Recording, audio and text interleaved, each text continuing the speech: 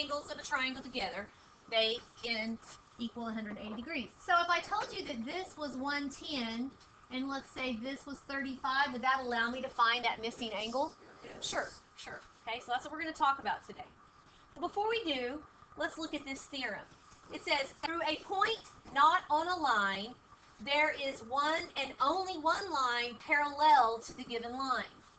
So if I have a line and I have a point P that's not on the line, okay, this tells me that there is exactly one line that I can draw through that point so that these two lines are parallel. So there's a unique line that I can draw through that point P such that it would be parallel to the other line. Okay? That's what that theorem tells us. All right. Then what we just discovered by tearing the little angles off is called the triangle angle sum theorem. Okay? And it says that the sum of the measures of the angles of a triangle is 180 degrees. Okay? That's the triangle angle sum theorem. All right, so let's work a few problems here. What are the values of x and y? Okay, so if I come over here, I see my x and my y. Let's look at this triangle first. Okay, what would you think I would do to find x? Okay, add 78 and 32 together, which is 110. And so x, I would do 180 minus 110, so it would be 70 degrees, right? Okay. What do you think I would do to find y?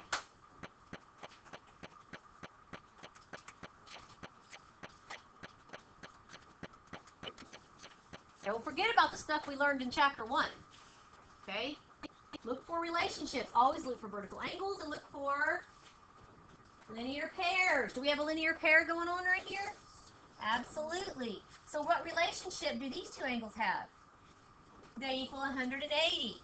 So to get y, I'm going to do 180 minus 78.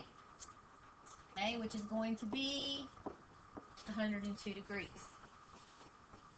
All right. Here's another one. What are the values of x and y in the figure? All right. So what should we find first? Okay, let's find x. What are we going to do to find x? Add 57 and 59 together. And so that gives me what? 116. So to find x, I'm going to do 180 minus 116. What does that give me? 64? Is that right? Do you agree? Okay. So x is going to be 64 degrees. Okay? I also need to find y. What am I going to do? 42. Okay, how can we do 42 plus 64? Oh, we have vertical angles that we can't forget about. So this is 64 degrees. So now we're going to add these together, 42 and 64, which is 106. And so we can take 180 minus 106, which is going to be 74 degrees. Okay. All right, so pretty simple, correct? Okay. Now, we have another angle relationship. Okay. And this is called the triangle exterior angle theorem. And it says that the measure of each exterior angle of a triangle equals the sum of the measures of its two remote interior. Now, what is an exterior angle of a triangle? Well, an exterior angle of a triangle is one that's created when you extend one side of the triangle. It's the angle outside that's created by that extension. The other side of the angle is the side of the triangle. So this right here is an exterior angle. Now, if we come inside the triangle, I get interior. But what's remote interior? Well, remote typically, like if you go to a remote island, it's away, right? So it's a remote interior. That means it's an interior angle away from the exterior angle. So these right here are my remote interior angles. Okay, those are my remote interior angles. And so this theorem says that your exterior angle, 1, is equal to the sum of the remote interior angles, the two angles that are away from that one, that are inside the triangle. Okay? So that's the exterior angle theorem. So with that said, we want to find the missing angle in the figure. Okay? What am I going to do to find the measure of angle 1? Add the remote interior angles together, right? 45 and 75, which would be what? 120 degrees? You agree? Okay. So this angle 1 is 120 degrees. Okay. Now, here's a different version of it. This time, one of the remote interior angles is missing. So what do you think I'm going to do? Okay. We know that this exterior angle is equal to those two added together, right? So to get the one that's missing, I would then subtract 49 from both sides, which would be 55. Okay. So this angle here would be 55 degrees.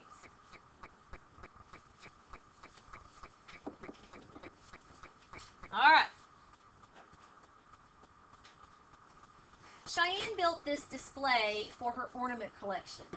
Each shelf is parallel to the base. So here's the base. Each shelf is parallel to the base. Okay? She recalls only the angle measure shown in the diagram. She wants to build another just like it. What are the measures of angles 1, 2, and 3? So basically we're dealing with this part right here. Okay? All right? So that's what we're dealing with. And we've redrawn it over here. And I want to find angles 1, 2, and 3. Okay? So, what can we find first? Sometimes you have to find other things before you find the one that you're looking for. Okay, and don't forget, these right here are my parallel lines. So what'd you say? What do you think? What should we find? You can find angle 5, right? Okay, because these add up to equal 180. Okay, so if I add those two together, that's 100. So that makes this 80. Okay, so angle 5 is 80. What else could I find? Okay. Okay, the space. So this one? Okay, true. Do these parallel lines help me at all? What if I use this transversal right there? Could I find anything? I got alternate interior angles. So what does that tell me, Casey? I was just wondering, angle 75 and angle 4, are they equal to each other? No. They're not, because they're not created by lines that intersect. They're not, are you thinking they're vertical? No. Because, yeah, see how this line right here that creates angle 4 doesn't touch the 75 degree angle. But don't forget that thought, because we're probably going to come back to it, okay? But what do we notice here with those parallel lines cut by that transversal? Okay, what kind of angles are those? Alternate interior, right? So this right here is going to be 55. So that's one of the angles that I have to find. Okay, so that one's 55.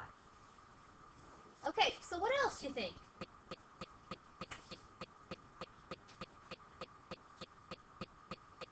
Don't forget about all the tools in your toolbox, right? We've got the angle sum theorem, we've got all the parallel line relationships, we've got linear pairs, we've got vertical angles.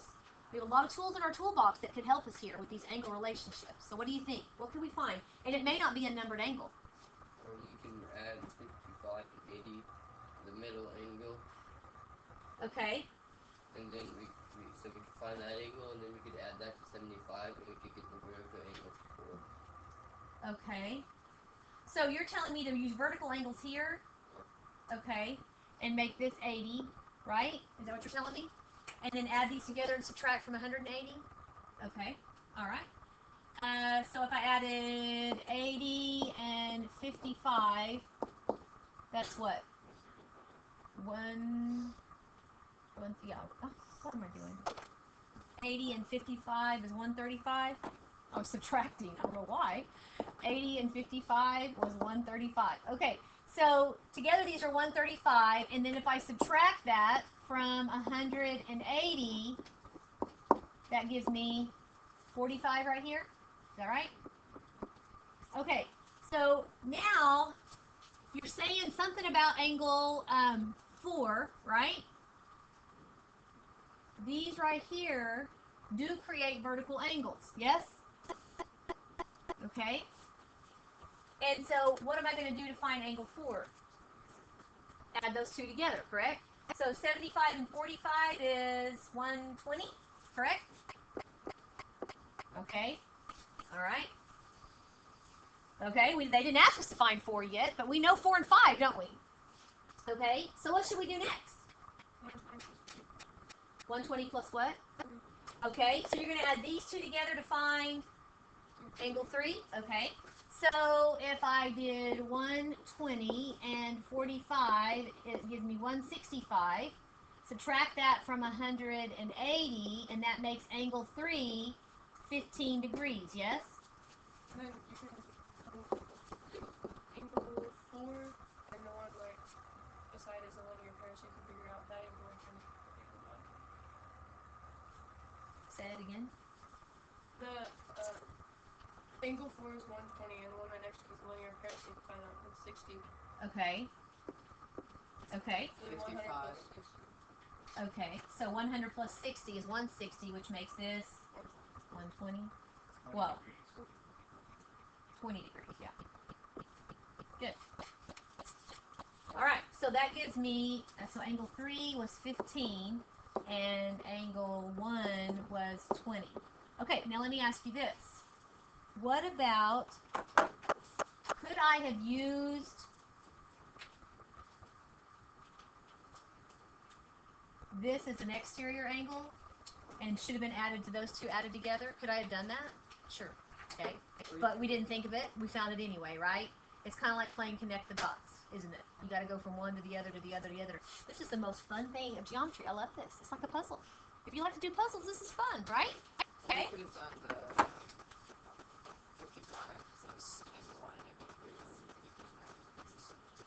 55 plus, but we don't know that that's a right angle, do we?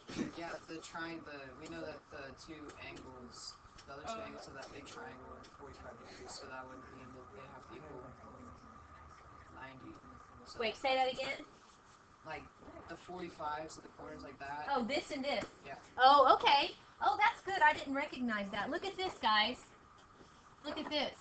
He said, let's see, let's use this color. He said he looked at this right here. And he noticed that this was 45 and this was 45. So what does it make this angle down here?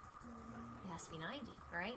Okay. So we could have used that and then taken 90 minus 55 minus 15, right? And we could have got it that way. That's good. I didn't see that. Okay. All right. And then down below it asks us to find 4 and 5, but we already did, didn't we? Okay, we already found those. Okay. All right. Questions? Isn't that fun? It's the funnest thing we've done all year, right? We even got to play with paper and tear it and everything, right?